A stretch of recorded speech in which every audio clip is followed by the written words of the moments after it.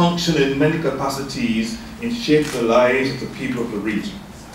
It has functioned to legitimize oppressive systems of slavery, as it has been a source of comfort and hope that has allowed us, our ancestors, to survive these systems and struggle for liberation.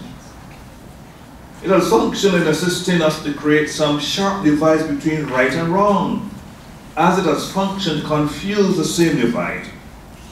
But whatever position is taken, religion brings an abundance of passion to the discussion of any issue. And no other issue generates this passion as much as homosexuality. No pun here intended. In the discussion of homosexuality in general, and the sodomy law in particular, these many sides of religion surface. In this context, religion often becomes the instrument of division rather than one of healing and enlightenment, as it ought to be.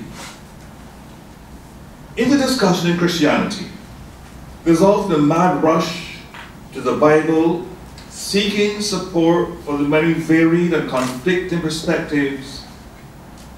In the Caribbean, among the vast majority of people, whether they attend church or not, the Bible is the yardstick by which all human issues are to be measured, especially moral issues, or what are deemed to be moral issues.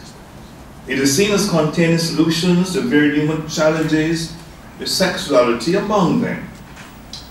It seems, therefore, that given the centrality of the Bible in the life of the church and in the life of Caribbean people, and given the fact that I am probably more competent in biblical exegesis than in the interpretation of the law, I see my primary task here this morning as one of creating a sensible, functional, biblical framework for discussion of the sodomy homosexual issue.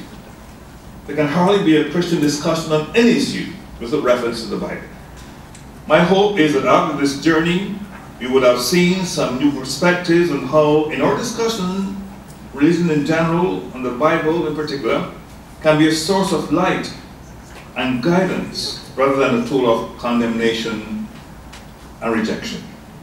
Among peoples like the Babylonians, the Egyptians, the Syrians, Canaanites, and other peoples in whose midst the Bible was produced, homosexuality existed alongside heterosexuality to a greater or lesser degree.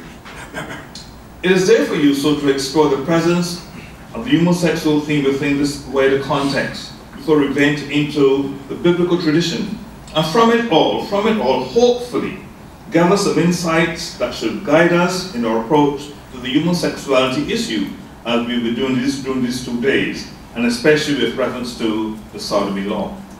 Most of these laws deal with heterosexual behavior, but some of them also address homosexuality.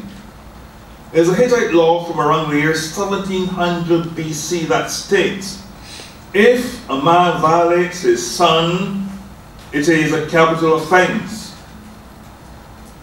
The same law applies to father, daughter, and mother-son. Now, as Harry Hofner has pointed out, I'm not working in this area, the man who engages in homosexual act with his son is guilty of what is in the text there is erkal, illegal intercourse, because the partner is his son, not because they are of the same sex. And the crime is incest, not homosexuality. And there's a similar approach in the Assyrian law, where homosexuality only becomes a crime when it is rape. And what we are seeing, and what we are witnessing, is how these ancient peoples were wrestling with this human expression of sexuality, and were leaving some room in the legal tradition to deal with the issue.